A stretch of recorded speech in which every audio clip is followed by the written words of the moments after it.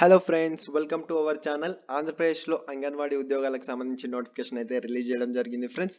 ఇందులో చూసుకుంటే మనకి 10th క్లాస్ పాస్ అయితే సరిపోతుంది. 10th క్లాస్ పాస్ అయితే అప్లై అయితే చేసుకోవచ్చు.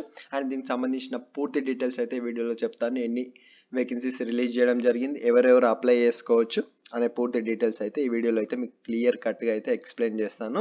వీడియో అయితే పూర్తిగా చూడండి ఫ్రెండ్స్. పూర్తిగా చూస్తే మాత్రం మీకైతే అర్థం అవడం జరుగుతుంది.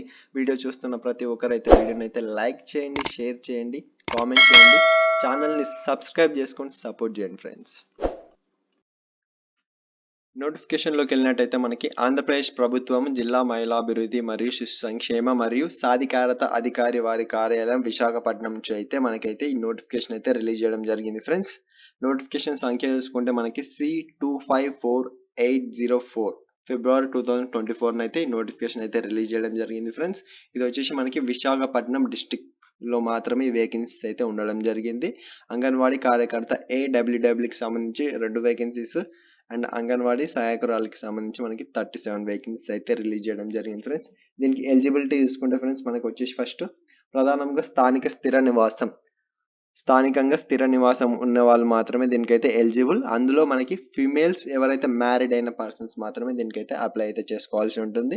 నెక్స్ట్ వచ్చేసి మనకి అభ్యర్థి తప్పనిసరిగా 10th క్లాస్ అయితే పాస్ అయి ఉండాల్సి ఉంటుంది. 10వ తరగతి పాస్ అయిన పర్సన్స్ అండ్ ఫీమేల్ మ్యారేజ్ అయిన పర్సన్స్ మాత్రమే దీనికైతే అప్లై చేసుకోవడానికి ఎలిజిబుల్.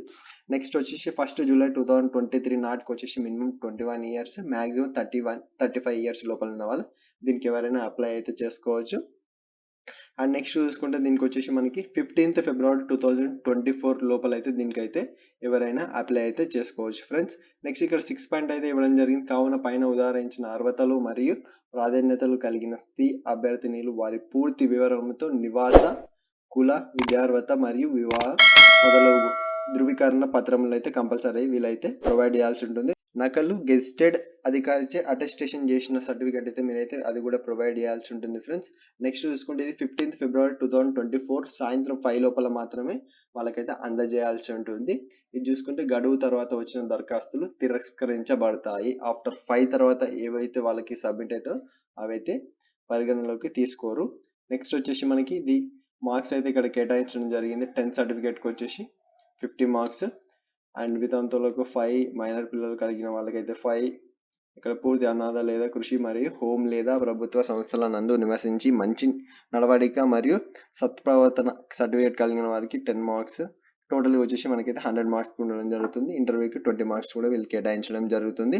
నెక్స్ట్ వచ్చేసి మనకి ఇక్కడ ఇంకొక పాయింట్ అయితే ఇవ్వడం జరిగింది. SC, ST, BC, EWS, minor, లోకో మైనర్, డిజబిలిటీ పర్సన్స్ కూడా దీనికైతే అప్లై అయితే చేసుకోవచ్చు.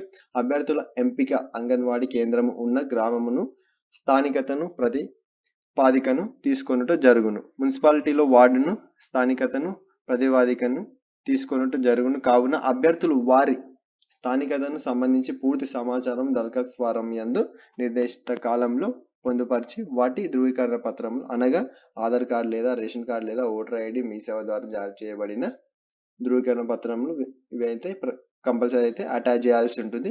ఆఫ్లైన్ ఫామ్ కూడా మీకైతే ఇప్పుడైతే ఎక్స్ప్లెయిన్ చేస్తారు. దీంట్లో శాలరీ వచ్చేసి మనకి 11,500 రూపీస్ అయితే మనకైతే అంగన్వాడీ కార్యకర్తకి అయితే చెల్లించడం జరుగుతుంది. నెక్స్ట్ వచ్చేసి మనకి అంగన్వాడీ హెల్పర్కి వచ్చేసి 7,000 రూపీస్ అయితే చెల్లించడం జరుగుతుంది. ఇక్కడ ఇంకొక పాయింట్ కూడా ఇవ్వడం జరిగింది. మనకి అర్హత పొందిన అభ్యర్థులకు జిల్లా స్థాయి ఎంపిక కమిటీ నిర్వహించే మౌఖిక పరీక్ష తేదీ మరియు స్థలం తర్వాత తెలియజేయబడుతుంది. అర్హత కలిగిన అభ్యర్థులు నిర్ణయించిన తేదీలో హాజరవ్వవలసిందిగా తెలియజేయడం అనేది.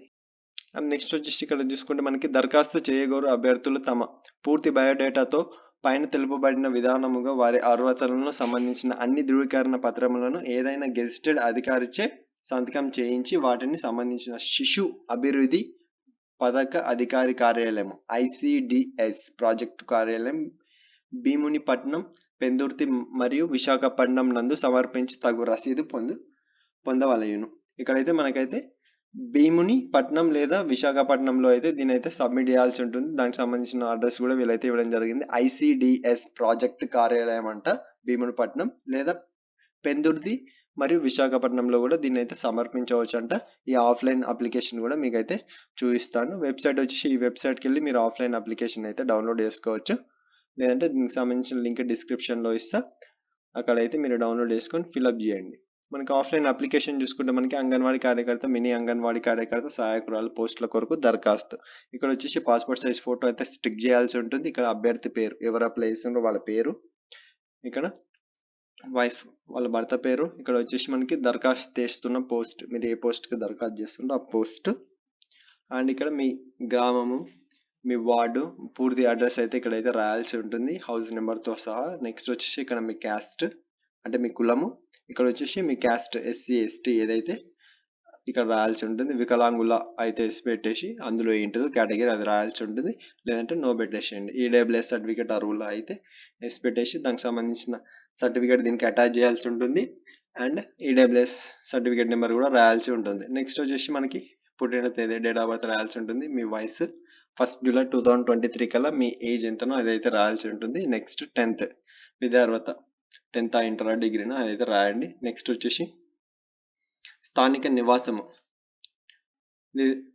నిర్దేశిత అధికారి కంపల్సరీ అయితే దీనికి రెసిడెన్స్ సర్టిఫికేట్ అయితే ఉండాల్సి ఉంటుంది, దానికి సంబంధించిన సర్టిఫికేట్ నెంబర్ అయితే రాయాల్సి ఉంటుంది. నెక్స్ట్ వచ్చేసి చిరునామా, పోస్టల్ అడ్రస్ అయితే ఇక్కడ రాయండి. నెక్స్ట్ మీ మొబైల్ నెంబర్, ఇక్కడ మీ ఆధార్ నెంబర్, ఇక్కడ మీ ఓటర్ ఐడి నెంబర్ రాయాల్సి ఉంటుంది. ఇక్కడ ఇవి అడిగింది కూడా ఇది అయితే వేసి పెట్టండి, లేదంటే నో పెట్టేసి ఇక్కడ మీ ప్రదేశం, ఎక్కడ ప్లేస్ ప్రదేశం, తేదీ, ఇక్కడ మీ సంతకం పెట్టేసి దీంతో పాటు మనకి ఆధార్ కార్డు, మీ పాస్పోర్ట్ సైజ్ ఫోటో ఇంకొకటి extra, and caste certificate, residence certificate, 10th certificate ఇవన్నీ అయితే దీనికి అటాచ్ చేయాల్సి ఉంటుంది. అవన్నీ వచ్చేసి మీరు గెస్టెడ్ అధికారితోటి సైన్ చేయించి మీరు ప్రొవైడ్ చేయాల్సి ఉంటుంది. అడ్రస్ అయితే చెప్పాను కదా, అడ్రస్కి మీరైతే ఆ కార్యాలయానికి వెళ్ళి అయితే సబ్మిట్ చేయాల్సి ఉంటుంది ఫ్రెండ్స్. దీనికి సంబంధించిన పూర్తి డీటెయిల్స్ అయితే మీకు అయితే క్లియర్గా ఎక్స్ప్లెయిన్ చేస్తాను. వీడియో నచ్చినట్టయితే లైక్ చేయండి, షేర్ చేయండి, కామెంట్ చేయండి, ఛానల్ని సబ్స్క్రైబ్ చేసుకొని సపోర్ట్ చేయండి ఫ్రెండ్స్.